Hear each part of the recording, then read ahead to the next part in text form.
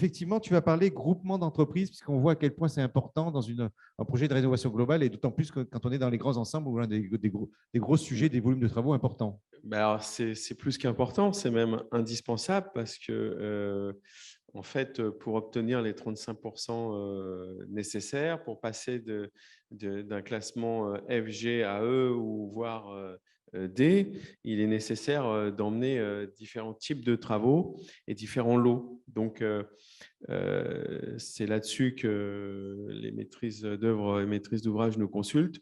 Après, comment s'organisent tous ces compagnons de différentes entreprises? Ça va être ton sujet. Je te laisse avancer alors, du Et coup. c'est le sujet. Il y a un petit quiz. Alors, au niveau des groupements d'entreprises, de quoi s'agit-il? En fait, en fonction des lots, il y a des entreprises spécialisées et SPEBI, entreprise du bâtiment spécialisée sur les parties verticales, a besoin de partenaires et donc qui travaillent en direct, donc qui facturent en direct. Et voilà, c'est au contraire d'une entreprise générale. Alors, quel est le principal atout d'un groupement d'entreprise? Exécution plus rapide que prévu des travaux. Ça, c'est A. Des prestations supplémentaires seront offertes. Et C. Meilleure coordination, meilleur rapport qualité-prix. Voilà, on laisse le public voter. Allez, on laisse 5 secondes. 4, 3, 2, 1, 0. Et on affiche les résultats, Benjamin. Alors, meilleure coordination, meilleur rapport qualité-prix, évidemment. L'important pour un groupement d'entreprises, c'est d'avoir des entreprises qui se connaissent, qui ont l'habitude de répondre ensemble, de fonctionner ensemble. Et on a au final un résultat beaucoup plus pertinent. Je vais revenir sur les deux autres points précédents où on dit on a un meilleur prix. En fait, le prix il est budgété au départ et le time par la maîtrise d'œuvre, la maîtrise d'ouvrage, il est arrêté alors, avec les fournisseurs par l'entreprise. Et concernant les délais, pareil, il y a un planning, ça ne sert à rien de se précipiter. Il y a un planning qui est établi. Faut pas aller, faut pas le dépasser. Normalement, tout est prévu, organisé. Enfin, il ne faut pas non plus se précipiter et bâcler les choses. Alors, juste, je présente donc SPEBI, donc entreprise du bâtiment avec 2 sites, Ivry-Coignères. Donc, c'est une entreprise à la base qui est spécialisée en façade et qui maintenant intègre l'échafaudage, le désamiantage, le bardage, un service SAV et le désamiantage également et un pôle méthode. Le pôle méthode, justement, c'est ce qui permet de coordonner tous ces travaux et qui va être d'autant plus utile avec les travaux qui nous attendent, puisqu'on vient aujourd'hui se coller avec la menuiserie, la ventilation, l'étanchéité de toiture et d'autres. Donc, c'est une entreprise qui dispose des qualifications indispensables sur les marchés publics, mais souvent nécessaires pour les marchés privés, pour les assurances. Qu'a suivi la voie de la rénovation énergétique? Donc, on s'est mis en ordre de bataille pour cela depuis maintenant 20 ans et on voit que le chiffre d'affaires explose. Évidemment, la rénovation énergétique, c'est devenu un marché d'une telle importance que les chiffres d'affaires se sont multipliés par 5 ces dernières années.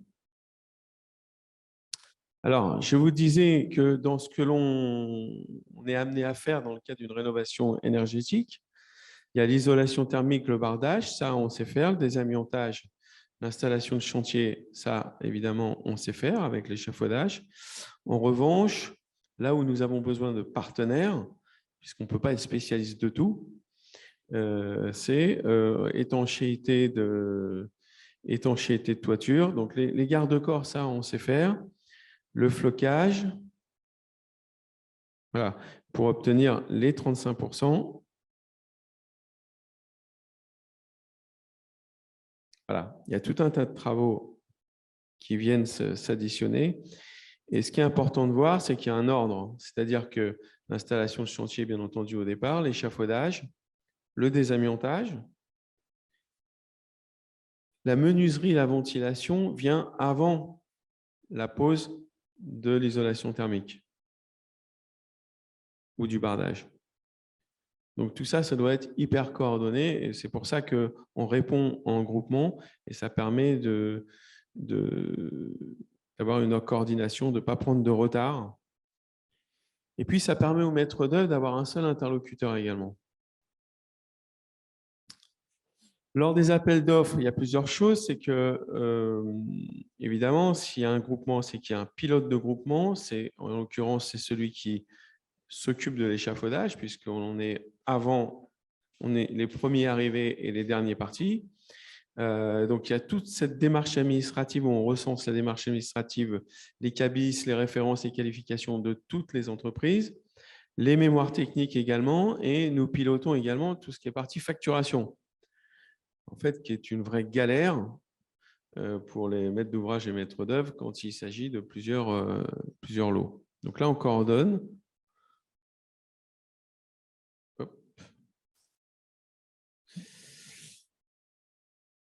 Je suis un peu trop vite. On peut aller en arrière. Voilà.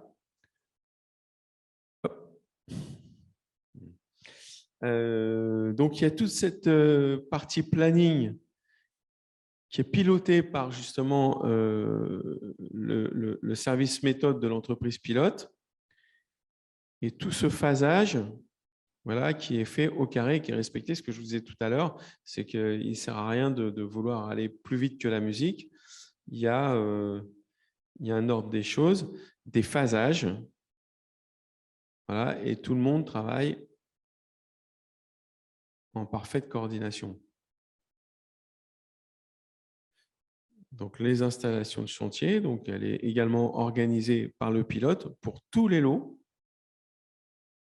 Et c'est vrai qu'on rencontre souvent il m'est arrivé quand on ne répondait pas en groupement, qu'il y avait un petit lot, truc tout bête, les compagnons, ils n'avaient pas de toilette. Pas de toilette prévue, bah ouais, on vient juste 3 semaines. Bah ouais, mais ils font comment les gars? Donc voilà, c'est des problèmes auxquels on n'est pas confronté. Bon là, c'est anecdotique, mais il y a des choses qui sont moins anecdotiques et c'est un vrai sujet. Très important, la communication. Donc, il y a une communication qui est mise en place. Un chantier réussi, c'est un chantier qui est réussi avec les copropriétaires. Et donc, on informe sur les avis de passage, sur l'ordre des travaux. Et donc, tout ça, c'est indiqué dans les halls avec ce qu'on appelle un cahier de doléances qui est généralement chez le gardien pour les copropriétaires s'ils ont des réclamations.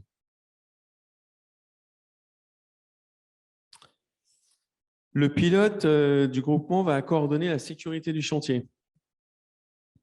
Ce qui est, par exemple, nouveau, c'est que maintenant, à partir de 5 étages, il est vivement recommandé d'avoir une tour d'escalier. Pas encore obligatoire, mais vivement recommandé. Voilà. Lorsque vous avez du bardage et des matériaux relativement lourds, l'ascenseur, le monte-charge est également vivement recommandé.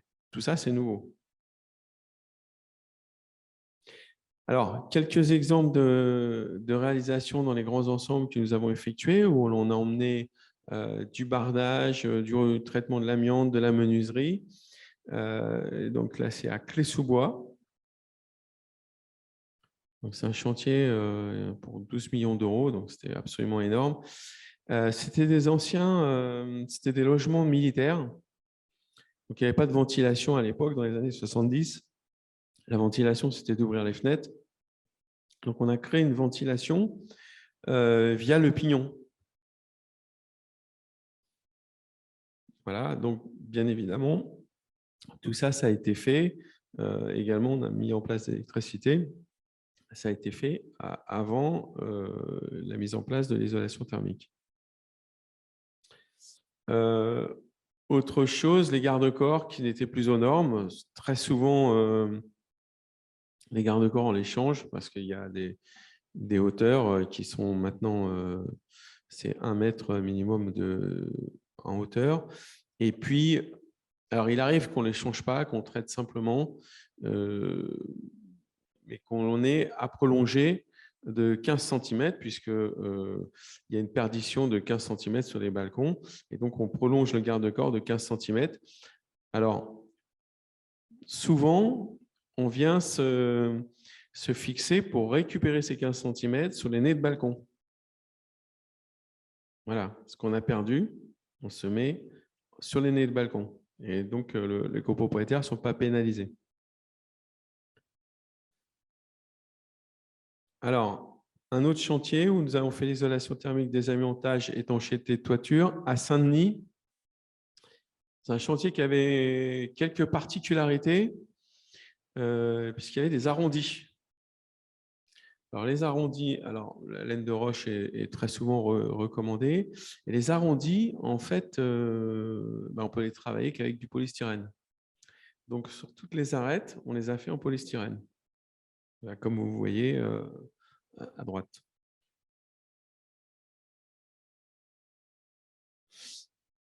Là, c'est intéressant. On est souvent amené à avoir pour ce qu'on appelle le C+D. Donc, le C+D, c'est une norme pour éviter la propagation du feu ou des flammes d'un étage à un autre. Et souvent, nous avons des portes-fenêtres qui quasiment se superposent l'une à l'autre, d'un étage à l'autre. Et il n'y a pas possibilité de mettre une bande de 20 cm en laine de roche. Donc, une idée intéressante que nous avions à l'époque travaillé avec le maître d'œuvre, c'était de créer cette surépaisseur qui permettait justement de bloquer la propagation d'une flamme d'étage à un autre. Donc, c'est à ce jour le meilleur moyen qu'on ait trouvé d'éviter la propagation du feu lorsqu'il y a une superposition de portes-fenêtres. Ça, c'était à Chimazan.